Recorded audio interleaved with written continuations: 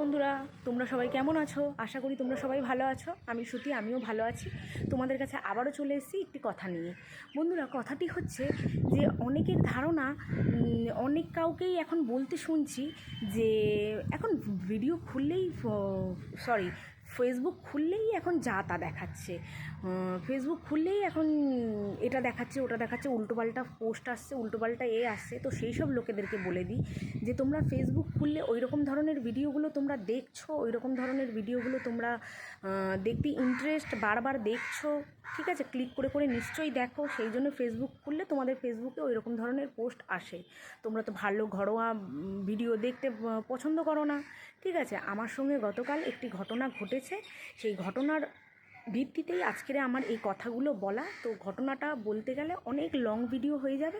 এই ঘটনাটা আমি লং ভিডিও করব, কোনো একদিন করে আমি এই ঘটনাটি জানাবো যে কি হয়েছে, সেই লোকটির মানসিকতা কতটা বাজে, ঠিক আছে। এখনকারের তো মানে মানসিকতার লোকের চেঞ্জ এখনও হয়নি। আছে কিছু কিছু আমাদের আশেপাশের লোকজন আছে যে মানসিকতা খুব নোংরা।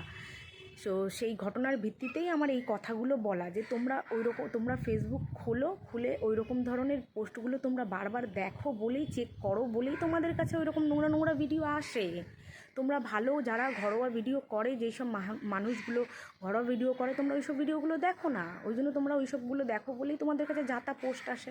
এখন অধিকাংশ লোকই দেখি ঘরে বসে বসে, বিশেষ করে বয়স্ক বৃদ্ধ মহিলাগুলো বা আরও অনেক লোকেই আছে বলে যে এখন ফেসবুক খুললেই তো যা তা দেখাচ্ছে, যা তা ভিডিও আসে, মহিলাগুলো যা তা করছে। আরে যা তা করছে মানে তোমরা ওই সব মহিলাদেরকে দেখছো ঘরে বসে বসে, ইন্টারেস্ট তোমরা, যারা শাড়ি খুলে দেখাচ্ছে, যারা বাজে বাজে ড্রেস পরছে, বাজে বাজে ড্রেস পরে ভিডিও করছে, তোমরা ওই রকম ধরনের ভিডিওগুলো বারবার ওই পোস্টগুলো দেখছো নিশ্চয়ই। সেই জন্য তোমাদের প্রোফাইলে বারবার ওই পোস্টগুলো আসছে, ওরকম ধরনের পোস্টগুলো। ওই রকম নোংরা নোংরা ভিডিওর পোস্ট না দেখলে কোনো দিনই আসবে না। তুমি যদি চেক না করো, না যদি দেখো, কোনো দিনই আসবে না। কেউ বোকা না এখন, তাই ঠিক বললাম তো বন্ধুরা।